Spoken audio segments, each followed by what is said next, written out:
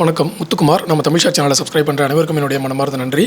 எல்லாரும் வந்து disclaimer understand பண்ணிக்காங்க. நம்ம சேனலில் கொடுக்குற அனைத்து தகவல்களும் ஒன்லி ஃபார் எஜுகேஷனல் பர்பஸ் மட்டும்தான். இதில் எதுவுமே ரெக்கமெண்டேஷன்ஸ் கிடையாது. So before investing consult your financial advisor. Okay, சரி. இப்போ வந்து இன்னொரு விஷயம் என்னென்னா, டெலிகிராமில் ஜாயின் பண்ணாதவங்க டிஸ்கிரிப்ஷன்லையும் கமெண்ட்லையும் டெலிகிராம் லிங்க் கொடுத்துருக்கேன். டிமேட் அக்கௌண்ட் ஓப்பன் பண்ணாதவங்களுக்கு என்னுடைய ரெஃபரல் லிங்க் வந்து டிஸ்கிரிப்ஷன்லையும் கமெண்ட்லையும் கொடுத்துருக்கேன். விருப்பம் இருக்கிறவங்க அந்த லிங்க்கை ப்ரெஸ் பண்ணி நீங்கள் வந்து அக்கௌண்ட் ஓப்பன் பண்ணி எனக்கு வந்து சப்போர்ட் பண்ணலாம். ஓகே, சரி. இப்போ வந்து இன்றைக்கி மார்க்கெட்டில் என்ன நடந்தது, நேற்றுக்கு நம்ம என்ன எதிர்பார்த்தோம், நாளைக்கு என்ன எதிர்பார்க்க போகிறோம், டோட்டல் அப்டேட்ஸ் வந்து கம்ப்ளீட்டாக பார்க்க போகிறோம். நேற்றுக்கு வந்து நம்ம எதிர்பார்க்கும் போது லாஸ்ட்டாக நமக்கு வந்த டேட்டா என்னென்னா, ட்ரம்ப் வந்து 5 days வாரை வந்து ஹோல்டு பண்ணுறதா ஒரு இன்ஃபர்மேஷன் கொடுத்துருந்தாங்க. அந்த இன்ஃபர்மேஷன் கொடுத்ததுமே மார்க்கெட் பார்த்திங்கன்னா நிஃப்டி வந்து 800 பாயிண்ட்ஸ் வந்து ஏற்றம் கொடுத்துச்சு. ஸோ அப்போ நம்ம என்ன பண்ணோம், க்ரூட் ஆயில் பயங்கரமாக இறங்கிருச்சு, மார்க்கெட்டு பயங்கரமாக ஏறிடுச்சு. நம்மளோட எக்ஸ்பெக்டேஷன் எல்லாமே வந்து இன்றைக்கி கண்டிப்பாக கேப் அப்புன்ற அளவுக்கு வந்துட்டோம். ஆனால் அடுத்து கொஞ்சம் நேரத்துலேயே பார்த்தீங்கன்னா, நேற்றுக்கு 4:30 மணிக்கு இந்த நியூஸ் வந்துச்சு. வந்தோடனே நிஃப்டி 800 பாயிண்ட்ஸ் அப்பு. அடுத்து 7:30 மணிக்கெலாம் வந்து ஈரான்லேருந்து அடுத்த நியூஸ் வந்துருச்சு. ட்ரம்ப் வந்து ஃபேக் நியூஸ் வந்து ஸ்ப்ரெட் பண்ணுறாரு, அதன் மூலயமா அவர் மார்க்கெட்டை மேனிப்புலேட் பண்ணுறாருன்ற வார்த்தையை தெளிவாக வந்து ஈரானுடைய சபாநாயகர் வந்து தெரிவிச்சிருந்தார். ஓகே, மேனிப்புலேட் பண்ணிக்கிறாங்க மார்க்கெட்டை இந்த தகவலை வச்சு அப்படின்னு சொல்லிட்டாரு. உடனே என்னாச்சுன்னு பார்த்தீங்கன்னா, அப்படியே 50% அப்படியே எல்லாமே ரெடியூஸ் ஆக ஆரம்பிச்சிருச்சு. ஸோ 800 பாயிண்ட்ஸ் இன்றைக்கி பாசிட்டிவில் ஓப்பன் பண்ணுறதுக்கு இருந்த நிஃப்டி இன்றைக்கி பார்த்தீங்கன்னா வெறும் 300லேருந்து 400 பாயிண்ட்ஸ் வரைக்கும் தான் வந்து நமக்கு ஏற்றத்தில் இருந்துச்சு. அதுக்கப்புறம் இறங்க வேற ஆரம்பிச்சிருச்சு. இன்றைக்கி இறங்கிட்டு அப்புறமா மார்க்கெட்டு முடியும் பொழுது தான் ஒரு 300-400 புள்ளிகள் வந்து முடிஞ்சுது. நிஃப்டி வந்து ஃபியூச்சர்ஸில் பார்த்தீங்கன்னா 413 புள்ளிகள் ஏற்றத்தில் இருக்குது.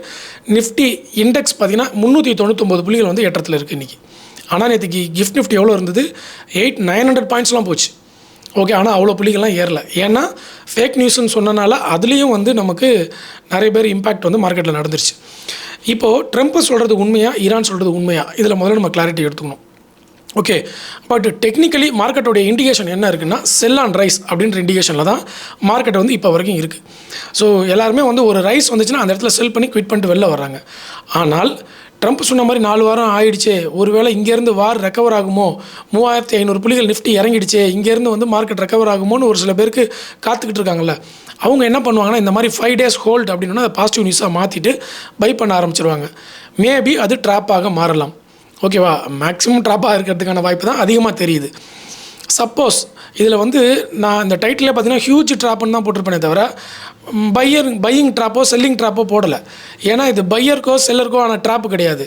இது யாருக்கோ ஒருத்தருக்கு ட்ராப்பு, அது யாருன்னு நம்மளால் கண்டுபிடிக்க முடியாது. ஓகே, இப்போது உண்மையிலேயே அந்த 5 days ஸ்டாக் வந்து பீஸ்ஃபுல்லாக போய் மார்க்கெட் ரெக்கவர் ஆகிடுச்சுன்னா, இப்போ ஈரானை நம்பினவங்களுக்கு ட்ராப்பு. இப்போது மார்க்கெட் வந்து நாளையிலேருந்து டவுன் ஆக ஆரம்பிச்சிருச்சுன்னு வச்சுக்கோங்களேன், யூஎஸ் சொன்னதை யாரெல்லாம் நம்பினாங்களோ அவங்களுக்கு இது ட்ராப். ஓகே, ஆக மொத்தம் ட்ராப் இருக்குது. அது எந்த டைரெக்ஷனில் வச்சுருக்காங்கன்றது நம்மளால் ஐடென்டிஃபை பண்ண முடியாத அளவுக்கு மார்க்கெட்டை கன்ஃபியூஸ் பண்ணி விட்டாங்க.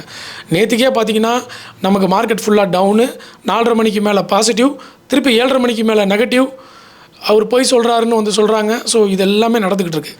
இதில் ஒரு சின்ன ஹிஸ்ட்ரி டேட்டா வந்து நான் கொடுத்தேன், ரொம்ப இம்பார்ட்டண்ட்டான டேட்டா.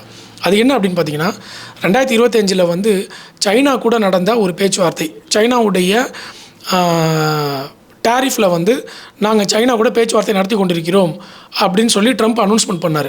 அப்போ சைனா என்ன சொன்னாங்கன்னா, அந்த மாதிரி எந்த ஒரு பேச்சுவார்த்தையும் நடக்கலை, அதனால் அந்த மாதிரி எதுவுமே இல்லை எங்களுக்குள்ளே அப்படின்னு சொல்லி சைனா வந்து அனௌன்ஸ்மெண்ட் கொடுத்துச்சு. அவர் திருப்பி ட்ரம்ப் என்ன சொன்னார், 10 daysக்குள்ளே இந்த சைனா கூட நாங்கள் பேசுகிற டேரிஃப் டேட்டா வந்து முடிஞ்சிடும், டேரிஃப் வந்து கிளியர் ஆகிடும்னு சொல்லி ட்ரம்ப் அனௌன்ஸ்மெண்ட் கொடுத்தாரு. மார்க்கெட்டில் கொஞ்சம் சலசலப்பு ஏற்பட்டுச்சு. அதாவது மார்க்கெட்டை மனிப்புலேட் பண்ணிட்டார். அடுத்து 10 daysக்கு அப்புறம் அந்த டேட்டா பார்த்தீங்கன்னா ட்ரம்ப் என்ன சொன்னாரோ அதுதான் வந்து நடந்தது. அடுத்து 10 நாள் கழித்து சைனாவோட டேரிஃப் வந்து 30% போட்டு க்ளோஸ் பண்ணிட்டாங்க.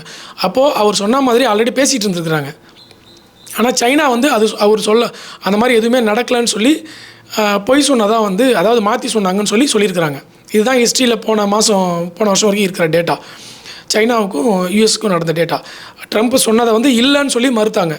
ஏன் மறுத்தாங்கன்னா, அவங்க வந்து இதை பேஸ் பண்ணி ட்ரம்ப் மனிப்புலேட் பண்ணுறாரு அப்படிங்கிறத தடுக்கிறதுக்காக தான் அந்த மாதிரி எதுவும் நடக்கலை அப்படின்னு சொல்லிட்டு சைனா வந்து அந்த வார்த்தையை விட்டுருந்தாங்க. இன்னொரு விஷயம் என்னென்னா, எங்களுக்கு நல்லது நடக்கலை அப்படின்னா, எங்களுடைய டீலுக்கு ஒத்து வரலைன்னா அது வரைக்கும் மார்க்கெட் ரெக்கவர் ஆகிறதுக்கு விடமாட்டோம், நாங்கள் ஏதாவது ஒரு பொருளாதாரத்தை வந்து பிடிச்சி வச்சுக்குவோன்றது தான் இதனுடைய பேக்ரவுண்டு. ஸோ இப்போ ஈரானும் வந்து அதையே ஃபாலோ பண்ணுறாங்க அப்படிங்கிறது தான் வந்து ட்ரம்ப்புடைய ஆதரவாளர்கள் சொல்கிற விஷயம். ட்ரம்ப் கரெக்டாக தான் சொல்கிறாரு. நீங்கள் வேணால் பாருங்கள், 5 நாளைக்கு அப்புறம் ஈரானும் வந்து இதை ஒத்துக்குவாங்க. ஓகே, இப்போ ஏன் வேணான்றாங்கன்னா, இதை பேஸ் பண்ணி ட்ரம்ப் பலன் அடைஞ்சிருவாரோ, தனிப்பட்ட முறையில் அவர் மேனிப்புலேட் பண்ணி பலன் அடைஞ்சிருவாரோ அப்படின்னு சொல்லிட்டு தான் அவங்க வந்து இதை ஃபேக் நியூஸ்னு அவங்க போய் சொல்கிறாங்கன்னு சொல்லி ட்ரம்ப்புடைய ஆதரவாளர்கள் சொல்கிறாங்க. ஆனால் இதில் பாருங்கள், இப்போ ஈரானுடைய ஆதரவாளர்கள் ட்ரம்ப் போய் சொல்கிறாரு, இந்த 5 நாள் வந்து பீஸ் டாக்குன்னு சொல்லிட்டு க்ரூட் ஆயில் விலையை இறக்கிட்டு அவருக்கு வாருக்கு தேவையான க்ரூட் ஆயில் சம்மந்தப்பட்ட எல்லா விஷயத்தையும் சீப்பான ப்ரைஸில் வாங்கிடுவார். ஒன்று அப்படி இல்லைன்னா க்ரூட் ஆயிலை வந்து சீப்பான ப்ரைஸில் வாங்க முடிஞ்சால் வாங்கி டம்ப் பண்ணி அக்யூமுலேட் பண்ண முடிஞ்சால் பண்ணிவிட்டு அதுக்கப்புறம் திருப்பியும் வார கண்டினியூ பண்ணாங்கன்னா பெரிய அளவில் ஏறும். அப்போது க்ரூட் ஆயில் ஏறினாலும் அவர் அதில் லாபத்தை பார்த்துருவார் அப்படின்ற ஒரு கூற்றும் வந்து இதில் இருக்குது. இதில் எந்த ட்ராப்பு வந்து உண்மையாக நடக்க போகுதுங்கிறது நமக்கு புரியல. ஆக மொத்தம் மார்க்கெட்டை புரியாத ஒரு குழப்பத்துக்குள்ளேயே சிக்கி வச்சுருக்கிறாங்க. ஓகே, நம்மளால் வந்து ஒரு சின்ன முடிவு கூட எடுக்க முடியாத அளவில் குழப்பத்தில் இருக்குது. இதில் நம்ம தெளிவான முடிவு எடுத்துக்கணும். செல்லான் ரைஸை பர்ஃபெக்டாக போட்டு வெளியே வரவங்க வெளியே வந்துடலாம். இல்லை பை அண்ட் டிப்புன்னு நினச்சி பை பண்ணுறவங்க ரெகுலராக பை பண்ணணும். இதில் வந்து விஷயம் என்னென்னா, யாருக்கு கன்சிஸ்டன்சி இருக்கோ அவங்க தான் வின் பண்ண முடியும் மார்க்கெட்டில். உங்களுடைய இண்டிவிஜுவலான பிளானை நீங்கள் தான் கண்டுபிடிக்கணும். யாரை ஃபாலோ பண்ணாலும் உங்களுக்கு வந்து அதில் வெற்றி அடைகிறது வந்து ரொம்ப கஷ்டம் மார்க்கெட்டில். இப்போ நான் ஒரு ஸ்ட்ராட்டஜி வச்சுருக்கேன், அது எனக்கு மட்டும் தான் வேலை செய்யும், உங்களுக்கு வேலை செய்யாது. இன்னொருத்தர் இருக்காருன்னா அவருடைய ஸ்ட்ராட்டஜி அவருக்கு மட்டும் தான் வேலை செய்யும், நமக்கு வேலை செய்யாது. ஸோ உங்களுக்கான சர்வைவபிள் என்னன்றதை மார்க்கெட்டில் நீங்கள் வந்து ஸ்விம் பண்ணி கண்டுபிடிக்கும் பொழுது தான் நீங்கள் வந்து மார்க்கெட்டில் ஜெயிக்க முடியும். இதுதான் வந்து எல்லாருடைய ஹிஸ்ட்ரியுமே இதை தான் சொல்லுது. ஒவ்வொருத்தவங்களுடைய ஸ்ட்ராட்டஜியுமே தனிப்பட்ட முறையில் அவங்களோட தான் மட்டும்தான் இருக்குது. ஓகேவா? ஸோ அப்படி தான் நம்ம வந்து இதை பார்க்கணும். ஸோ இப்போது இது என்னென்னு பார்த்துட்டோமா? இப்போது நேற்றுக்கு வந்து ட்ரம்ப் சொன்னதில் வந்து ஃபேக் நியூஸ்னு சொன்னதுக்கப்புறம் மார்க்கெட் வந்து பெரிய அளவில் ரியாக்ட் கொடுக்காமல் இருந்தது. இப்போது இன்றைக்கி என்ன ஆயிருக்கு பார்த்தீங்கன்னா, இப்போ வரைக்கும் கிஃப்ட் நிஃப்டி 110 புள்ளிகள் டவுன். இப்போ நான் கரண்ட்டாகவும் இப்போ பார்க்குறேன். இப்போ வீடியோ பேசும்போது கிஃப்ட் நிஃப்டி வந்து நான் ஒரு தடவை ரிஃப்ரெஷ் பண்ணிக்கிறேன்.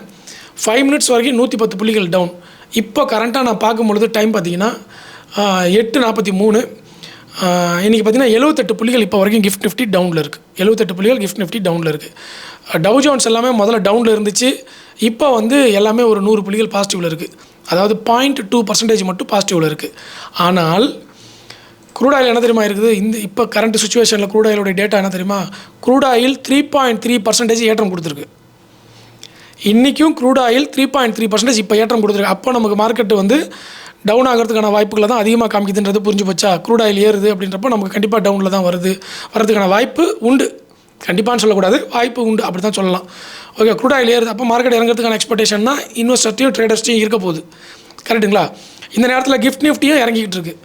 எஃப்ஐஐ டேட்டா இப்போ நான் டெலிகிராமில் ஷேர் பண்ணியிருக்கேன். டெலிகிராம் வந்து ஃப்ரீ தான், எல்லோரும் ஜாயின் பண்ணிக்கோங்க. அப்டேட்ஸ் வந்து டெலிகிராமில் வந்துடும். ஓகே, இப்போ என்ன கொடுத்துருக்காங்க அப்படின்னா, எஃப்ஐஐ டேட்டாவை பொறுத்தளவில் 8000 கோடி வந்து எஃப்ஐஐ செல் பண்ணிட்டாங்க இன்றைக்கும். ஓகே, டிஐ வந்து 5867 கோடிக்கு டிஐ பை பண்ணி வச்சுருக்காங்க. பட் ஆல் ஓவராக 2143 கோடிக்கு இன்றைக்கி மார்க்கெட் செல்லிங் தான். இதில் இன்னொரு விஷயம் சொல்கிறேன், மார்க்கெட் இன்றைக்கி ரெக்கவர் ஆச்சு. இப்போ பாருங்கள் கன்ஃபியூஷனை. இப்போ ட்ரம்ப் அனௌன்ஸ்மெண்ட் பண்ணனால இன்றைக்கி மார்க்கெட் ரெக்கவர் ஆச்சா, இல்லை இன்றைக்கி மார்க்கெட் வந்து ஷார்ட் கவரிங்கில் ரெக்கவர் ஆச்சா? இதை கண்டுபிடிக்கிறதுக்கே நமக்கு 2 நாள் ஆகிடும். அதுக்குள்ளே மார்க்கெட் வேறு எங்கேயா மூவ் ஆகிடும். புரியுதுங்களா? ஸோ அதனால் இன்றைக்கி ஷார்ட் கவரிங்கா இல்லை ட்ரம்போட நியூஸாங்கிறது ஒரு பெரிய கொஸ்டின் மார்க் ஆயிடுச்சு.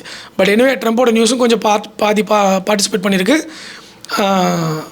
ஷார்ட் கவரிங்கும் கொஞ்சம் ப்ளே பண்ணியிருக்கு மார்க்கெட்டில். ரெண்டும் சேர்ந்து தான் இன்றைக்கி 400 புள்ளிகள் தான் வந்திருக்கு.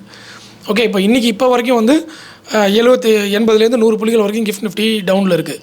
எக்ஸ்பெக்டேஷன் டவுன் சைடு போயிடுச்சு. இப்போ ஏதோ ஒரு சைடு ட்ராப் இருக்குன்றதையும் சொல்லிட்டேன். ஓகே, ஒன்று ஈரான் சொன்னது பொய்யா இருக்கணும், இல்லை யூஎஸ் சொன்னது பொய்யா இருக்கணும்.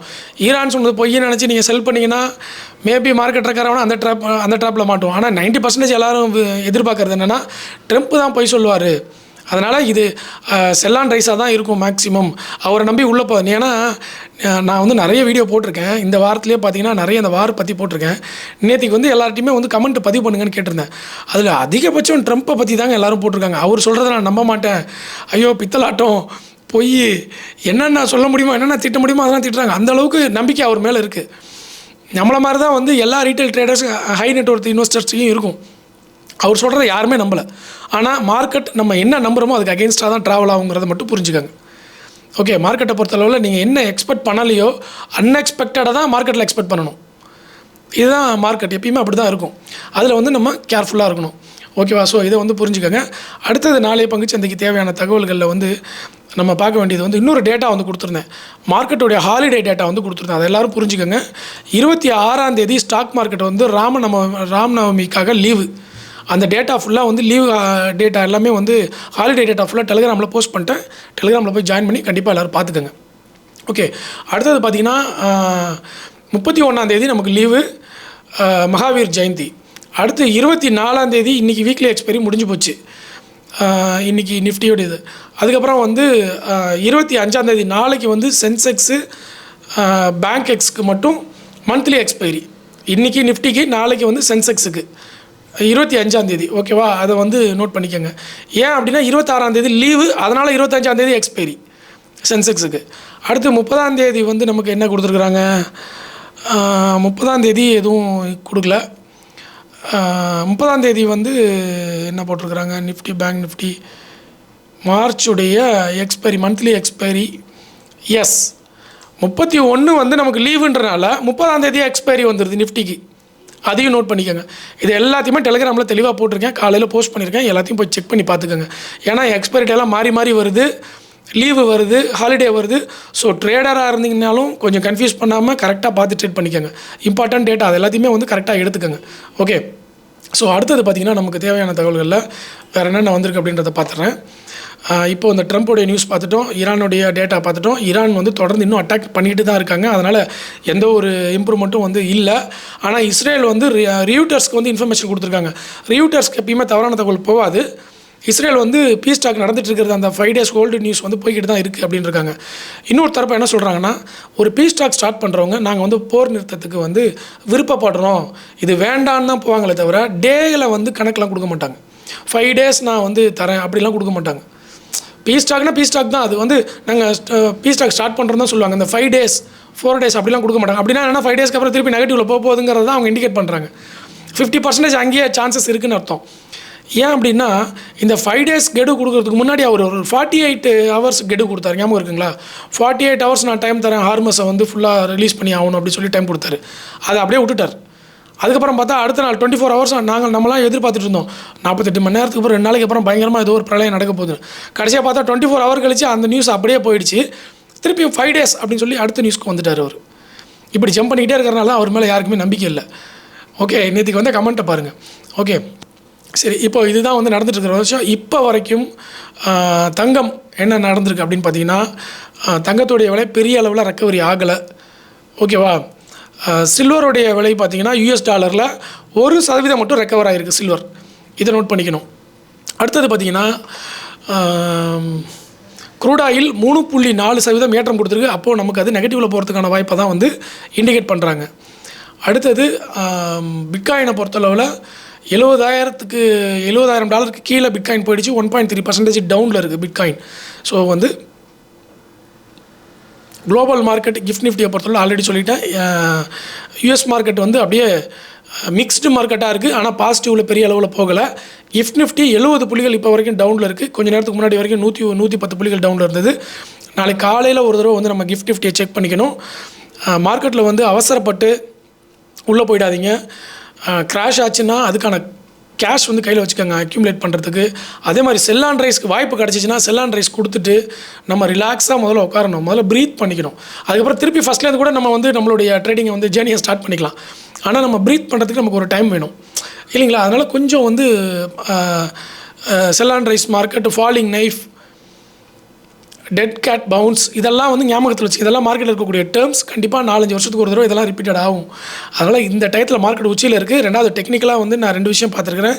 ஒன்று வந்து டபுள் டாப் ஃபார்ம் ஆகிறதுக்கான எல்லா சான்ஸையும் மார்க்கெட் கொடுத்துக்கிட்டே வருது. ஓகேவா? இது வந்து இந்த டபுள் டாப் கன்ஃபார்ம் ஆச்சுன்னா ஒரு நீண்ட கால டவுன் ட்ரெண்டை வந்து மார்க்கெட் இழுத்துட்டு போகும். ஓகேவா? ரெண்டாவது இப்போ சிக்கிட்டு இருக்கிறது கருப்பு தங்கம்னு சொல்லக்கூடிய க்ரூட் ஆயில் இது. ஸோ இந்த ட்ராப்பு இதெல்லாம் வச்சு பார்க்கும்பொழுது நீங்கள் என்ன நினைக்கிறீங்க? செல் ஆன் ரைஸ் மார்க்கெட் தான் அப்படின்னு நினைக்கிறீங்களா, இல்லை மார்க்கெட் ரெக்கவர் ஆக ஸ்டார்ட் ஆகிடுச்சு சார் அப்படின்னு நினைக்கிறீங்களா? ட்ரம்ப் மேலே உங்களுடைய நம்பிக்கை என்ன அப்படிங்கிறத கீழே பதிவு பண்ணுங்கள். இந்த 5 நாள் அப்படின்னு ஒரு கேடு கொடுத்து ஒரு டீல் பேசிகிட்டு இருக்காரு பாருங்கள், அது உண்மையாக இருக்குமா, இல்லை அதுவும் ட்ராப்பு தானா அப்படிங்கிறதையும் கீழே கமெண்ட்டில் பதிவு பண்ணுங்கள். முக்கியமாக லீவு நாட்களையும் எக்ஸ்பைரி டே சேஞ்சையும் எல்லோரும் நோட் பண்ணிக்கோங்க. நம்ம வந்து நாளைக்கு பங்குச்சந்தையில் சந்திக்கலாம். நன்றி, வணக்கம்.